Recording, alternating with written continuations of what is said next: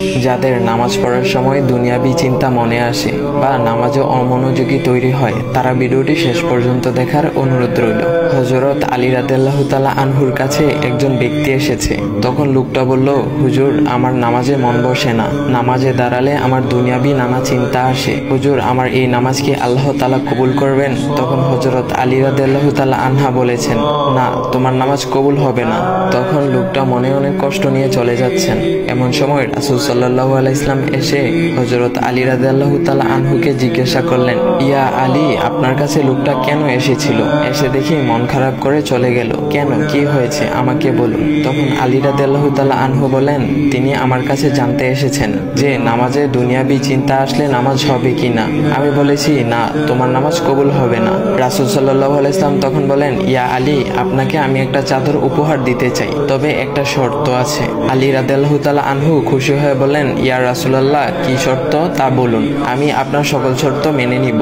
বুঝতেই তো পারছেন রাসূল সাল্লাল্লাহু আলাইহি ওয়াসাল্লামের চাদর বলে কথা। তখন রাসূল সাল্লাল্লাহু আলাইহি ওয়াসাল্লাম বললেন, ইয়া আলী, আপনি যদি এই মুহূর্তে 2 রাকাত নামাজ একনিষ্ঠভাবে পড়তে পারেন দুনিয়াবি সকল চিন্তা দূর করে, তাহলে আমি আপনাকে সেই চাদরটি উপহার দেব। আলী রাদিয়াল্লাহু তাআলা আনহু বলেন, এটা তো সাধারণ ব্যাপার। আলী রাদিয়াল্লাহু তাআলা আনহু তখন নামাজে দাঁড়িয়ে গেলেন আর তিনি নামাজ পড়তে শুরু করলেন।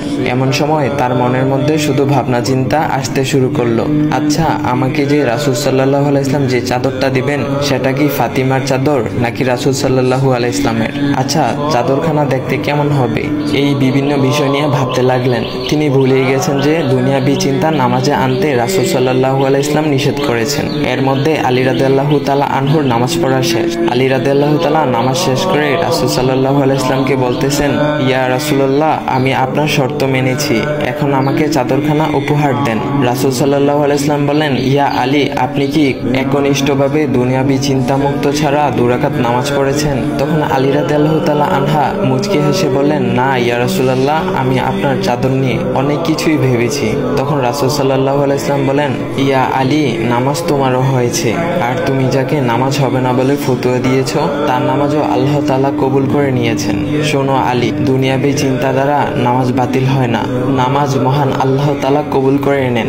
সকল ফরজ নিয়ম কানুন মেনে নামাজ পড়লে নামাজ হবে ইনশাল্লাহ। তবে আমাদের সকলের উচিত নামাজ আদায় করার সময় একমাত্র আল্লাহকে স্মরণ করে নামাজ আদায় করা। নামাজে দাঁড়ালে দুনিয়াবি চিন্তা মাথায় আসে, এটা শয়তানের একটা ফাঁদ।